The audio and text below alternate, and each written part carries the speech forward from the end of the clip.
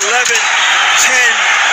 9, 8, 7, 6, 5, 4, 3, 2.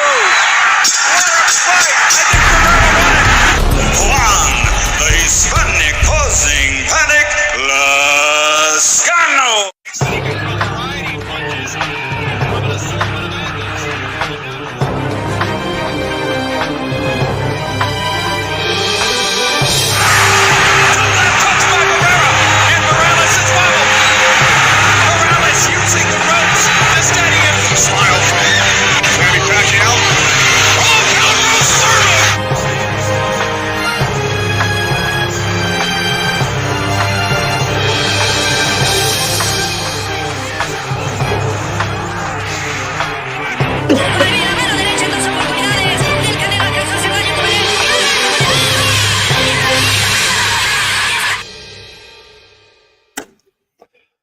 Thanks to those joining me live and those that will be joining me on the archive. These style here.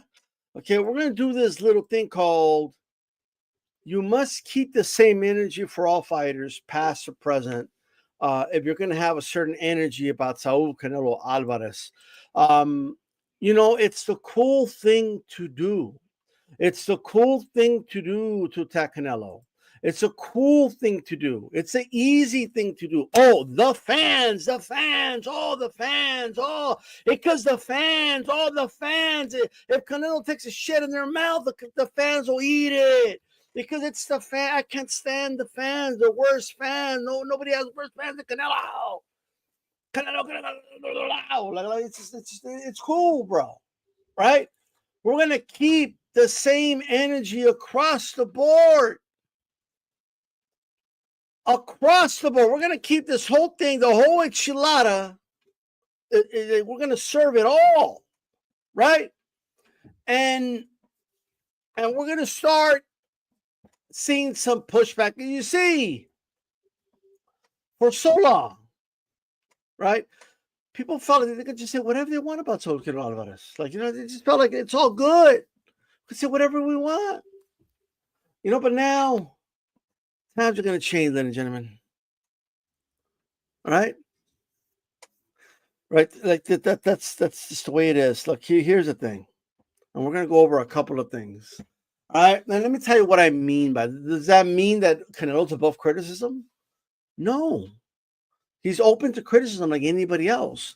But we're going to keep the same energy, though. You're not going to criticize Canelo for one thing and then keep your mouth shut about all the other fighters doing the same thing. Right? You're not going to talk all this shit about who Canelo's fighting in May while Crawford fights nobody. Right? I have no criticism about Crawford, but you're going to criticize the shit out of Canelo nonstop. See, that we're not going to do. We're not going to do things like say things like Canelo gets no credit for beating Crawford. Meanwhile, you have videos, a lot of you out there, you talked about all these legendary fights, legendary nights, and you can't stop talking about how Hagler had this legendary fight with Roberto Duran. And how it was such a great win for Hagler, right? Well, if Roberto Duran is a great win for Hagler, which I agree with 100%, then a win over Crawford is a great win for Saul Canelo Alvarez. All right? That's what I'm talking about when it comes to the same energy. That's all I'm talking about, right? If I can find the throwback there. Everybody always like the way people come out and they're like, oh yeah, man, Oscar, man, he destroyed him. He destroyed Canelo. Yeah, Oscar. Yeah. Look, I don't know, man. I'm buying it, but okay, cool, right? It's a clap back. You get it? You clap. And it makes it a clap back. But the thing is that Canelo wasn't saying anything about him. So he's clapping back at someone that said nothing about him. What are we doing? But anyway, let's go over this right now. We're going to start with this clap back reaction. And then we'll just kind of go from there. You know what I mean? Oh, I love clap back. Oh, Oscar's so good at it. Like, shut up. It ain't that good. Are y'all really that impressed? Gets you the facts and makes you laugh. It does make me laugh. I'm not gonna lie. It is funny. You know what I mean? To a certain degree, like it's funny laughing at Oscar. You know, like that's always cool. You know what I mean? He clapped. Hey, everybody, let's all clap. There we go. All right. Let me share this on Twitter, by the way. I didn't share this shit on Twitter, bro. What's going on? Can y'all share it on Twitter? If you have a Twitter account, can you share it? Can y'all like start hooking me up a little bit? You know what I mean? Y'all ain't be like supporting at all, bro. Y'all be over here like eating your popcorn, or you don't share my shit. Share my shit. You know what I mean? If that's okay, yeah, you know what I mean. I'm just saying. But anyway, let's keep it going. So the news came out last week that Canelo just signed a contract to fight Jake Paul. So we had a signed contract. That's false. If you sign a contract to fight somebody, you can't just be like, oh, I'm going to sign with somebody else. Okay? Oscar should know this. When Manny Pacquiao stiffed him of all that cash, because he showed up with a suitcase full of cash to try to steal Manny Pacquiao from Top Rank, right? Pacquiao already had a contract with Top Rank, right? But Pacquiao signed it anyway to take his cash, bro. He took his cash. Oscar felt like he signed with him, right? And all these years later, by the way, Oscar was like, oh, I'm going to get revenge because he took the cash and he lied to me. I'm going to teach him a lesson. And then Pacquiao made him quit after like 6 rounds of a beatdown, by the way, which I'll talk about in a little bit. We're going to keep it going. Track to fight. Here you can see Canelo. Look, it's a non-disclosure agreement. I have questions about the validity of it. It's kind of odd. Like if you look at Jake Paul's signature, right? It's like a number. I don't want to call it a serial number, whatever they call it. I forgot what they call it for electronic signatures, but it's not on there for Canelo. Like Canelo signed it in person and they fax it to Jake Paul. Like what is that about? And if it's a non-disclosure agreement, like what? Well, if it was signed, I do have questions about that. But he didn't sign a contract to fight Jake Paul. You know what I mean? Like, well, shit like this. I mean, this shit. I mean, it is what it is. But okay. Signature and my signature to the right. But at the last minute, Canelo ditched the agreement to instead sign a 4-fight deal with Turki Al-Sheikh. Sign with Turki Al-Sheikh? Isn't that what Oscar was telling him to do? Come on, sign with Turkey. Remember when Oscar did a clapback?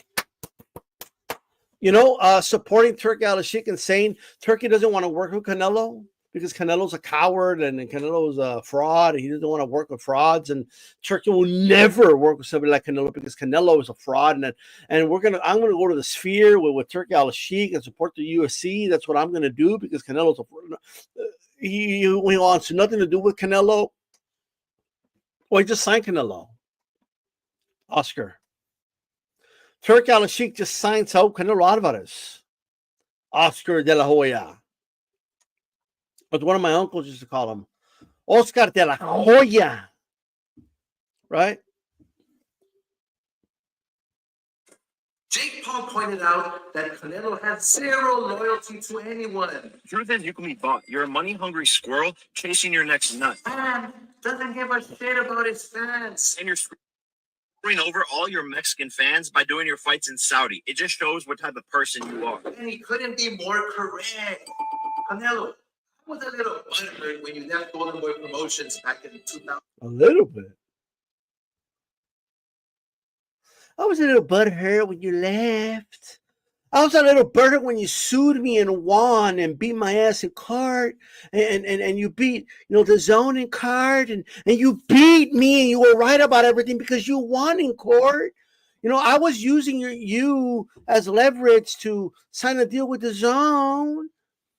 Because I can't really do anything good. I mean, I almost destroyed the credibility of the ring. Thank God Turki Al-Sheikh bought it because it had no credibility with me owning it.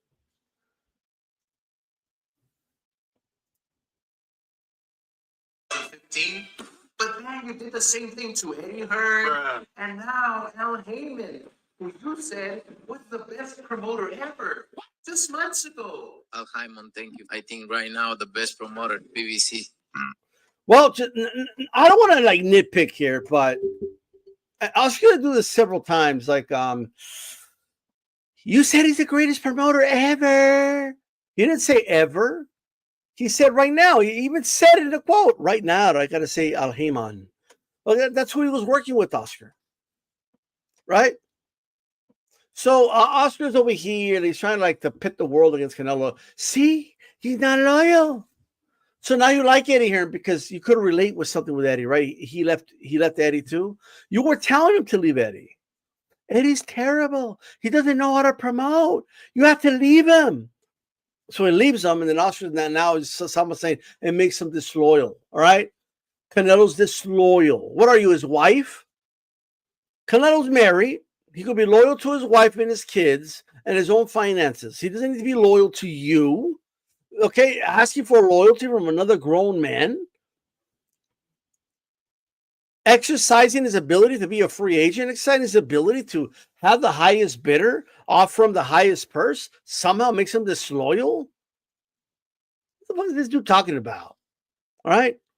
And he's so disloyal to his fans. I'm going to tell about that in a little bit. What? You don't give a fuck about being loyal to anyone. You're simply in this for the money. You certainly are in it for the fans. No. For helping the Mexican people. No. You've proven you don't give a fuck about any of them. No. You've never done a damn thing to help the Mexican community. No. See, right now, Oscar is going to think regardless of how you feel about Canelo, right? You could not like his moves lately. I've been a big fan of his moves lately. But when you start talking like, oh, you don't do anything for the Mexican people. You don't do anything. You do nothing for the Mexican community. When there's literally been like old ladies from Mexico and little girls with cancer thanking Canelo for their help, right? When he's literally helped this community, right? When he's literally done that, it's unbelievable to me, right? What the fuck has Oscar done for the Mexican community is what I want to know. Oscar won't even take care of his own kids, bro. But he's over here talking about what Canelo's doing. He's not even loyal to his own children, but he's over here talking about loyalty. And don't tell me, hey, you're stepping out of boxing. He's stepping out of boxing. Right? He did it with Eddie Hearn when he started talking about Sky Nicholson and their relationship. It has nothing to do with boxing. Right? And he's doing it here. He's done nothing for the Mexican people. He's done nothing to help his community. Now you're pocket watching and you're trying to call him out on him helping his community or not helping his community when he has helped his community. And it's been very public, actually. But he wants to talk about loyalty. He wants to attach that to loyalty. Right? Sinisa Estrada left you, right?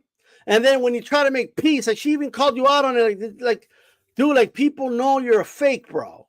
It's just what it is, all right? If we want to go that route, like it's whatever to me. Like it's we're putting it out there, right? A piece of shit like me can call it out. It's all good. But now he hasn't done anything for his community. If you want to keep it boxing, you want to talk about how Canelo hasn't fought the best, and yeah, that's cool, right? If you want to go that route.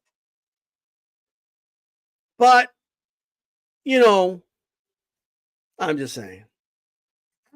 You go out of your way not to give them the fights they want to see. Instead of fighting David Benavidez on Cinco de Mayo weekend, which is clearly the move to make, because David's coming off a great win against Morale. You're fighting William Small? Here's the problem with this as well, right?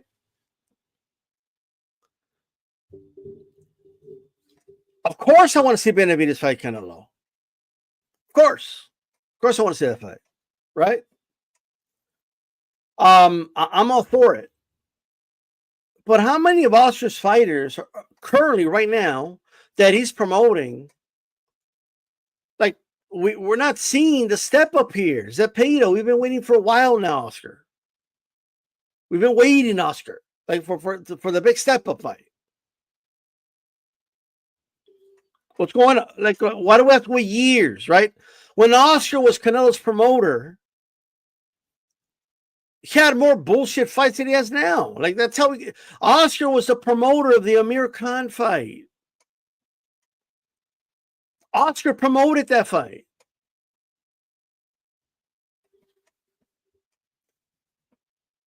I mean, please understand what I'm saying. All right? It's just hypocrisy at its finest. He admitted he wouldn't have done the Bivol fight, Troy. He said it was a stupid fight. It was a risky fight and Eddie was a dumbass for making that fight. Right? Oscar gets in the way of fights all the time. But now all of a sudden, he's got an issue. Right?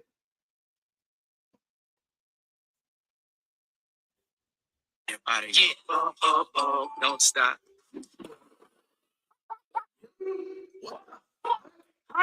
You really said you won't fight David Benavidez because I don't want to give him a payday because he doesn't deserve it. He's talking shit about me. What the fuck? You're supposed to create bad blood and excitement for the fans to enjoy. But you won't fight a guy because he's being mean to you? Get the fuck out of here, Canelo. You single-handedly created the diva era in boxing. Other fighters look up to you, and it's your fault. This is the softest, money-hungry era of all time in boxing. It's funny that, well, I understand he's insulting Canelo by doing it, but he's admitting that this is Canelo's era, right? So let's just make that clear, right? And Canelo's made his biggest paydays, his most money since he left Oscar. Like, it's just the way it is, right? And so that's number one. But here's the thing. The reality is when you look at Canelo's run after he left Oscar, maybe not in the last year, right? But as soon as he left Oscar, Canelo went on a hell of a run and became undisputed champion, 168 pounds. Oscar had nothing to do with that, right? And that was a hell of a run. He was the fighter of the year that year. And that is just the cold, hard truth. All right. That's just what it is at the end of the day. And right now, Oscar is angry that Canelo has signed. Like, let me tell you guys what's happening. I'm going to break down what's happening, but let me finish playing this. Also, Canelo, if you're a true star in your prime, anyone you fight to become a star as well. Like me with Pacquiao, he became Pac-Man. With me and Mayweather, he became Money Mayweather. So that brings me to your last opponent, Edgar Berlanga. A few moments later.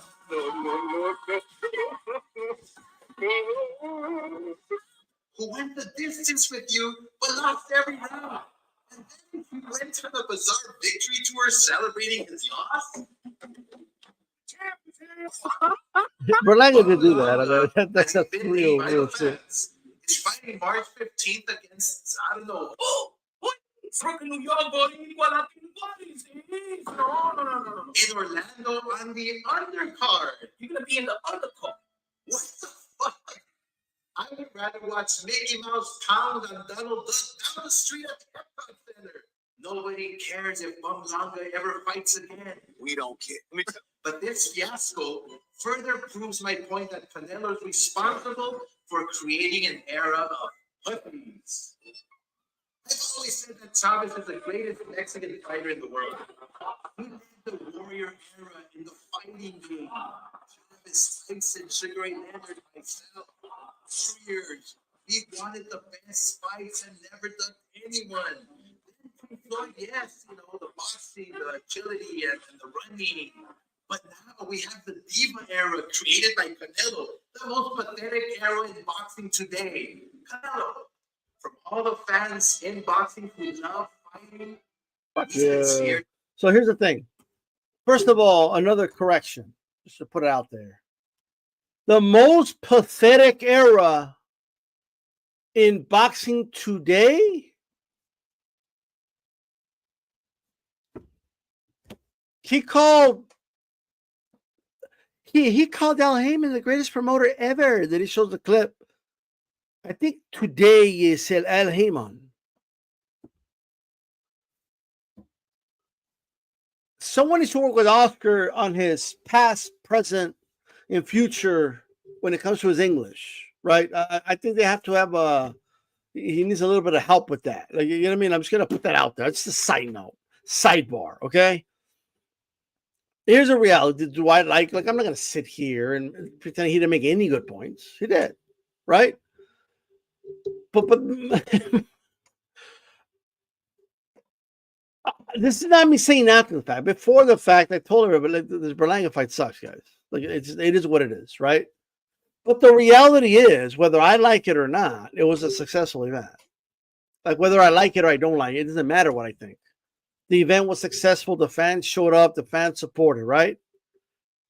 But he wants to keep throwing names out there to like, see, this is a tactic. Oh, you see, Chavez, he was great, right? And he just look. You're not going to get an argument from me that in general, fighters from the 90s, the 80s fought more often, were more active, and we the sport was more popular, right? Like, I mean, you're not going to get an argument from me when it comes to that, right? The issue I have is saying that Saul Canelo Alvarez is responsible for the way a lot of these actors are acting, and that's just not true. Right now, that's just not true. Then why are they less? A lot of these young fighters, why are they less active than Canelo? Like why aren't they fighting, anywhere near the caliber of opponents that Canelo was fighting for the majority of his career? Like, it's easy to point it out now. Like, we got to understand about Oscar. Oscar was shitting on Canelo. Even when Canelo won undisputed, he was shitting on him, right? He was always hating on him throughout the whole, like, no matter what he did. So it just didn't matter, right? He always had something to say. So he's going to keep having something to say. And the reality is we're going to get the Terrence Crawford fight, which is a legendary fight. Crawford versus Canelo is equivalent to me. It's no different than Hagler versus Leonard. Oh, what do you mean? No, yes, the same thing. Very similar. This era's version of it, anyway. Right? People are going to say, no, that can't be. There's no way. What do you mean? And this and that. But here's what they don't tell you. What they don't tell you is, right, a couple of things. We're going to go over a couple of things here, okay?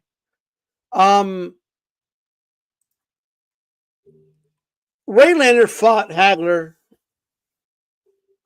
in April of 1987. Legendary fight, all right? Legendary fight, just legendary, in every way, right? Leonard was at that point, he fought a couple of fights above 147. For the most part, he was a career 147-pound fighter. Okay.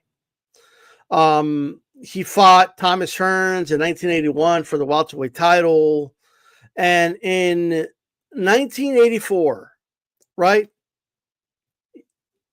He fought Kevin Howard, and Ray Leonard after that retired. Okay. Ray Leonard was out of the ring for 3 years.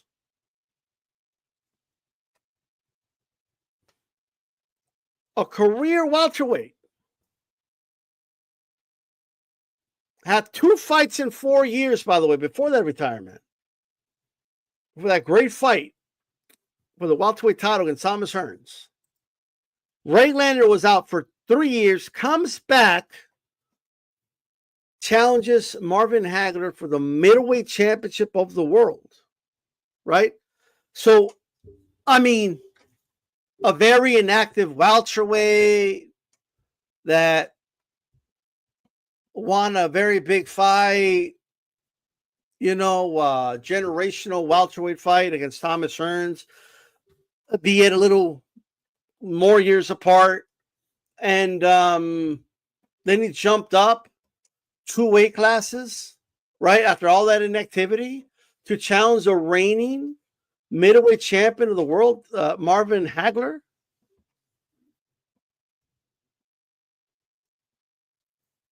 And they came back with conditions too. Like at the time they boxed 15 rounds. He demanded that it was 12 rounds.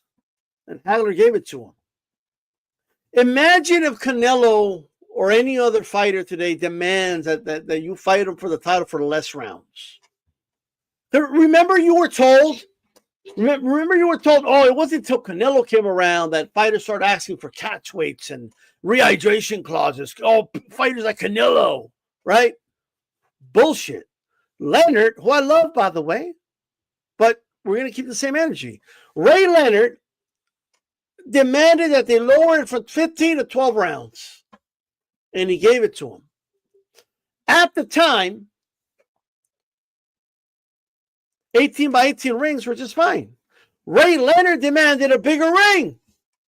Imagine if Canelo moved up and made demands about actually Canelo's opponents did that. Billy Joe did that. And Canelo didn't give a fuck. He gave it to him anyway, right?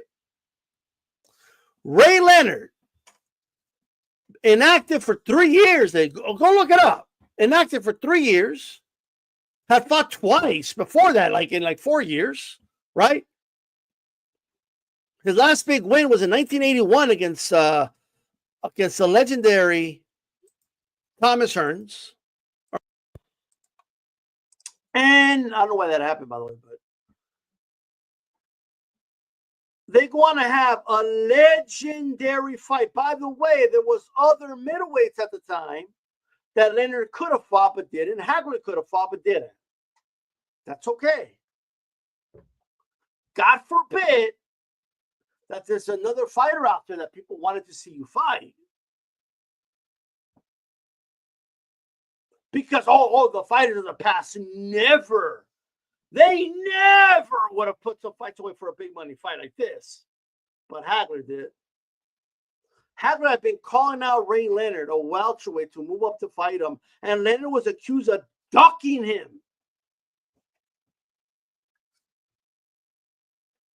And so 3 years later, he comes back. Leonard has all these demands, and Hagler gives it to him, right? And then they have a fight, and everyone talks about it. And it is a legendary fight. We should celebrate the fight. I love watching the fight. They are two legends. Hagler is a legend. That is a great win for Ray Leonard. But so is Canelo versus Crawford. Remember all those years, which I agree with, by the way. Crawford's a throwback fighter. Crawford's the type of fighter that can fight in any era. He's throwback. Crawford could fight anybody, anytime, any era, anywhere. Right?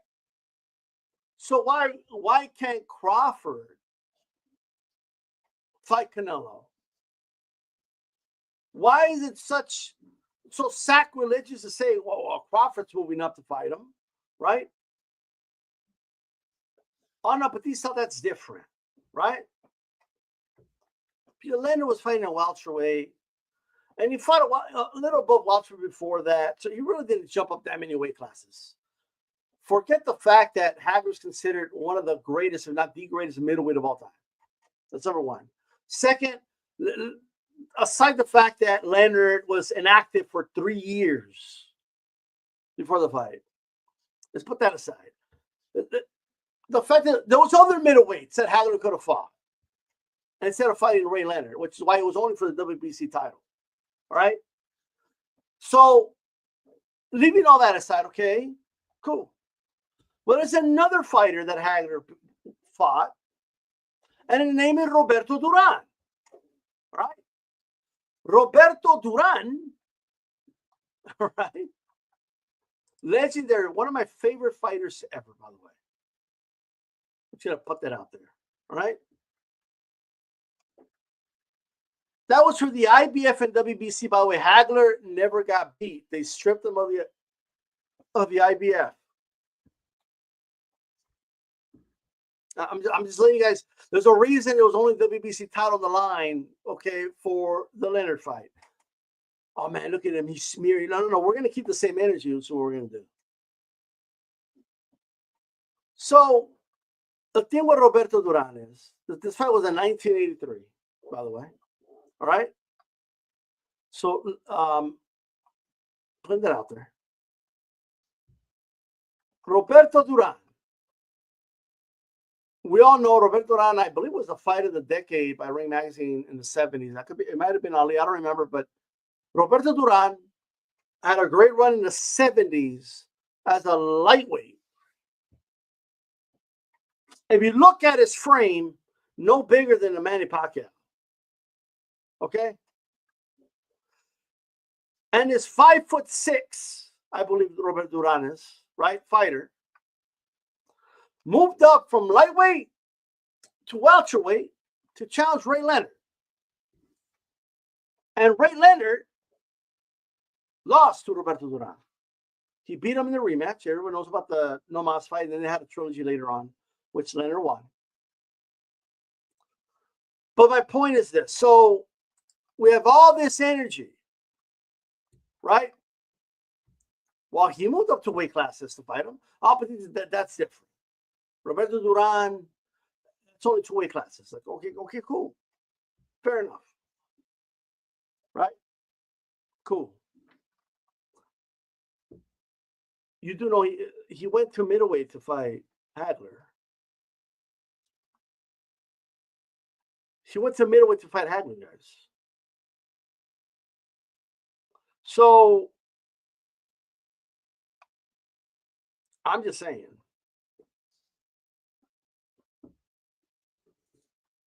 And if Hagler is going to get credit for beating Roberto Duran,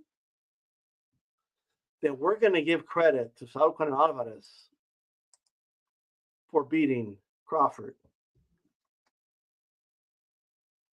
Like that's just the way it's going to work. We're not going to do this dumb little thing like, oh, no, Canelo needs to win. He needs to dominate, and not lose a round to get, because if it's a tough fight, he gets no credit. Bullshit. That is bullshit, and y'all know it's bullshit. All right? Canelo's 34 years old, by the way. He's not like this 25-year-old dude in his prime, like the way some people seem to talk about him, right? He's 34 years old, Canelo. All right? And I don't know off the top of my head. Let's look up his birthday. I don't know what top of it. July 18th. So Canelo will be 35 years old by the time the Crawford fight comes. 35. All right? Oscar De La Hoya, who has all his energy for Canelo, was 35 years old when he fought Manny Pacquiao. Manny Pacquiao started at 106 pounds. Manny Pacquiao was fighting at featherweight and those weight classes, right? That's what Manny Pacquiao was doing. He had just had his first fight at lightweight, Manny Pacquiao. Do I need to say more? You know where I'm going with this. Oscar De La Hoya was talking about how he's going to go back down to 147. He's chasing Mayweather. And then he was talking about he's going to fight the winner, Margarito Cotto. And I'm going to do this, I'm going to do that. And what happened? The moment Margarito won, all of a sudden he had no interest in a fight with Margarito. Right? He had done a fight with Stevie Forbes, which I'll spare him of, whatever. Right? This dude fought Stevie Forbes, bro, and couldn't knock him out. All right? If Canelo fought a dude like Stevie Forbes, right, and couldn't knock him out at the age of 34, like right now, forget it, right? We're going to keep the same energy over here, by the way. Manny Pacquiao was a big underdog in that fight. Manny Pacquiao, he fought a guy coming up from lightweight. And the intention was to knock out Manny Pacquiao and I guess to get a cheap win.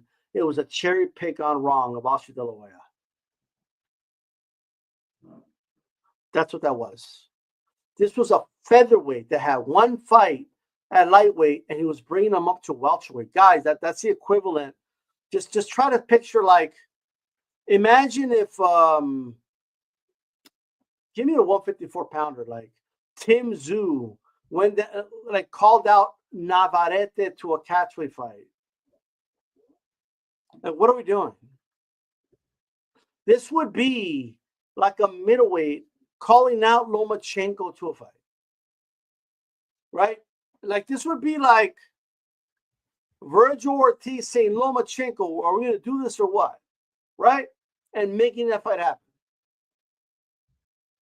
And it's actually worse than Lomachenko. Lomachenko at least has had one fight, more than one fight at lightweight. So you would have to find me like,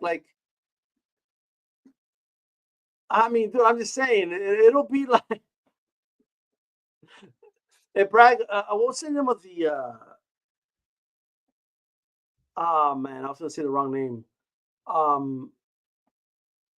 You get my point. It will be like Boots Ennis calling out Oscar Valdez to a fight. I mean, this is what we're doing here, right?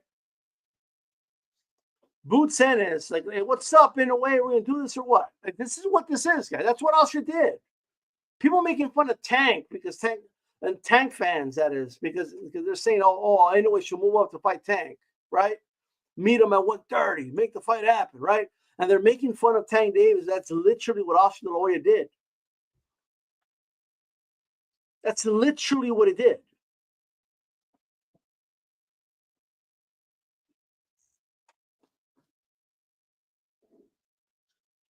A 100% is what he did. That was a shit. It went wrong. Oscar was the example of the big guy that got humiliated and beat down by the little guy, right? All the things people are saying, oh man, imagine if Crawford beats the fuck out of Canelo. That's exactly what happened to Oscar De La Hoya. He got beat down, dominated in every way, then he quit in his stool. That's what happened, right? So at the end of the day, imagine if that happened to, imagine if Canelo fought Amir Khan, right? And Khan beat the living hell out of him and made him quit in 6 rounds. That's what happened to Oscar De La Hoya when he fought Manny Pacquiao.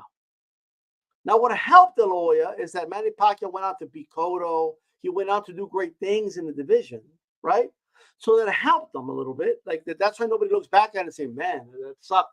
But if we look at what that was and what it was intended to be, it was 100% a cherry pick on completely wrong. So my point is this. We have a history of little guys that move up and they win against the bigger men. We have a history of it, right? Whether it's, obviously just recently, we just saw Usyk school the big man, Fury. But that's heavyweight, right? Fine, right? Dempsey Willard, but that's heavyweight. That doesn't count. Fair enough, right? I'll give you one more. Max Baer, Primo Carnera. Heavyweight doesn't count. Okay, cool. Right? B-Hop moved up 2 weight classes. Beat Tarver. I don't remember anybody saying, oh, man, why is Tarver cherry picking Hopkins? Oh, no. Why is he doing this? This is a cherry pick. Why doesn't Tarver fight the other guys a lot heavyweight? And there was guys that he could have fought. But they make that fight, and I remember how that fight was talked about and promoted by HBO and how the media talked about it, right? Well, I expect everyone to talk about this fight the same way. That's what I expect. Pacquiao De La Hoya, Hagler Duran, Hagler Leonard, right? Duran Leonard. We have so many examples of little guys moving up and facing the big guy, and there was none of this stupid talk. None of it, right? It is what it is.